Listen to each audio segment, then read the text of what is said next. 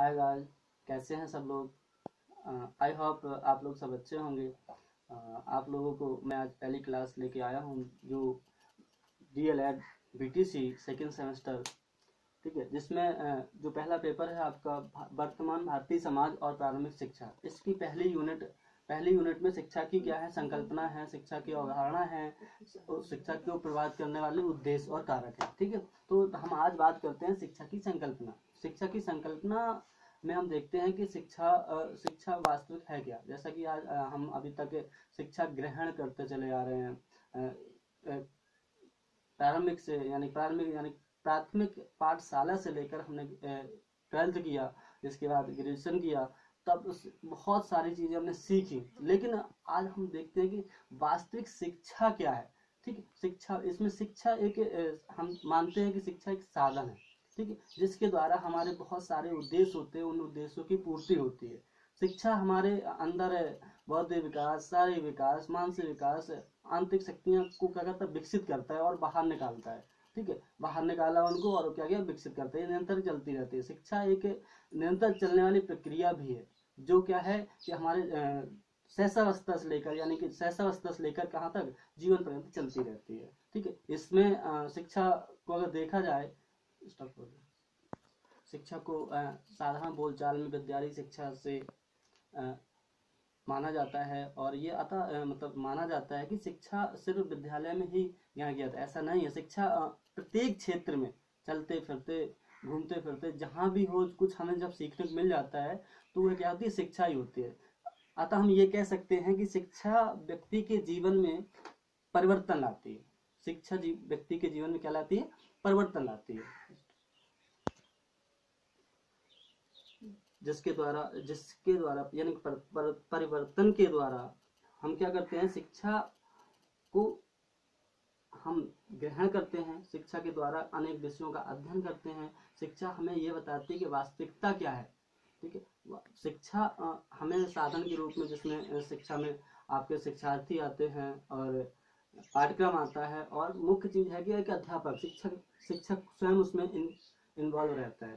ठीक है, अगर हम बात करेंगे शिक्षा की संकल्पना, तो शिक्षा की संकल्पना के संबंध में कुछ शिक्षा शास्त्रियों ने अपने विचार व्यक्त किए, जो कि हम यहाँ पे एक एक करके हम व्यक्त करते हैं। सबसे पहले कहते हैं अरस्तु महोदय। अरस्तु महोदय क्या, अरस्तु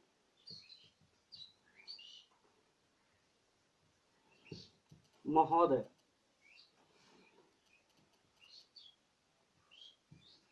के अनुसार,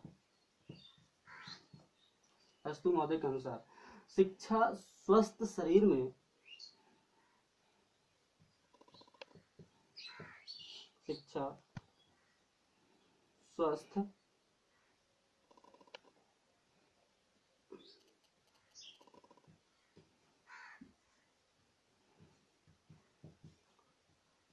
शरीर में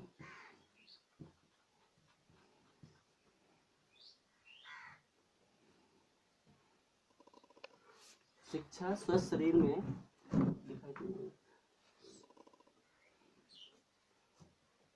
स्वस्थ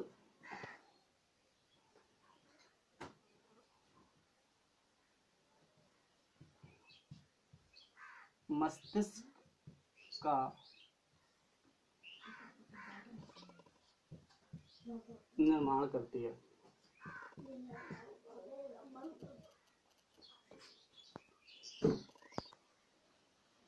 ठीक है, अरस्तु महोदय के अनुसार शिक्षा स्वस्थ शरीर में स्वस्थ मस्तिष्क का निर्माण करती है। जैसा कि हम लोग सुनते रहते हैं, अरस्तु महोदय कहते हैं कि शिक्षा स्वस्थ शरीर में स्वस्थ मस्तिष्क का निर्माण करना है। ठीक है, तो ठीक है, एक ये होगी, तो ये शिक्षा की संकल्पना के आधार पर ही हम समझते हैं। दूसरी क्या है, दूसरा हम कहते हैं जैसे कि इसमें कहा कि शिक्षा स्वस्थ शरीर में, स्वस्थ शरीर यानी कि हम लोग पहले से क्या होगा, हमारा शरीर पहले से कैसा होना चाहिए, स्वस्थ होना चाहिए। अगर हम स्वस्थ रहेंगे तो ही हर चीज को सीख पाएंगे, हमारे अंदर सीखने की क्षमता होगी। ठीक है, अगर हमारा शरीर ही, कहा भी गया है कि स्वस्थ शरीर अगर है तो स्वस्थ,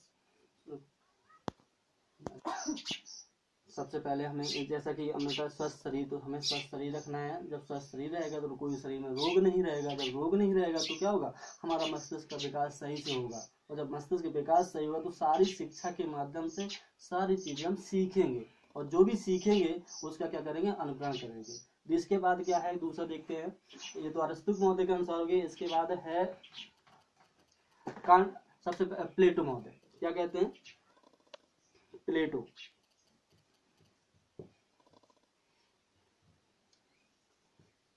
के अनुसार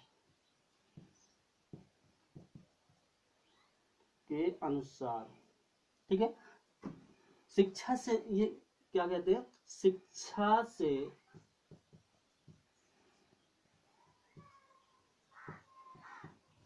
मेरा अभिप्राय उस प्रशिक्षण से है, उस प्रशिक्षण से है जो अच्छी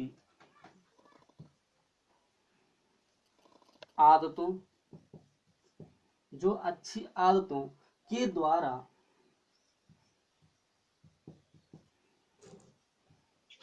बालकों में नैतिकता का विकास करती है, में नैतिकता का विकास करती है।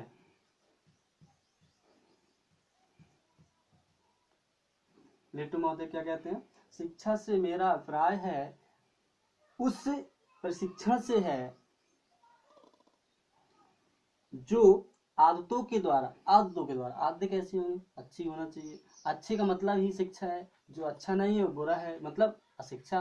ठीक है, तो बालकों में कैसी नैतिकता विकास, नैतिकता माने हमारी दिनचर्या कैसी है, जैसे दिनचर्या में सुबह अच्छे उठना है ना, और बड़ों का सम्मान करना, ठीक है, और बड़ों का सम्मान करना, बड़ों की आज्ञा का पालन करना, ये नैतिकता है, नैतिकता का विकास करती है। जहाँ पे नैतिकता का विकास हो जाता है वहां पे क्या होती है, शिक्षा झलकती है। ठीक है, प्लेटो महोदय के अनुसार हो गया। अब हम देखते हैं गांधी जी के अनुसार। ठीक है, गांधी जी अनुसार है, स्वामी विवेकानंद हैं, बहुत सारे लोग हैं जिसके अनुसार कहो गांधी जी हैं, कांट महोदय हैं। तो हम देख लेते हैं अब रविन्द्रनाथ टैगोर के अनुसार। रविंद्र नाथ टैगोर, ठीक है, ये क्या कहते हैं शिक्षा की, शिक्षा क्या है, शिक्षा का उद्देश्य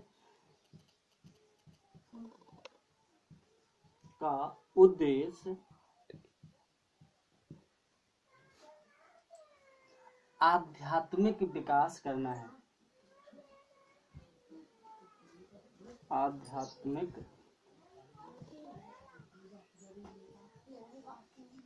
विकास करना है।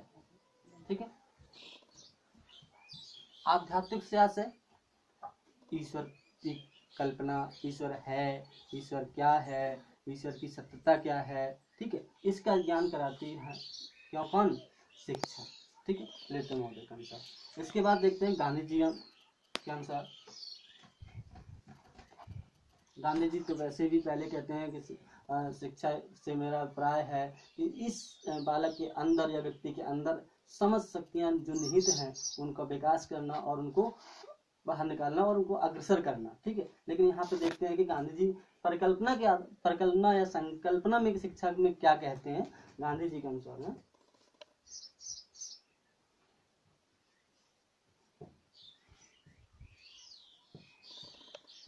अनुसार, ठीक है, क्या कहते हैं, शिक्षा में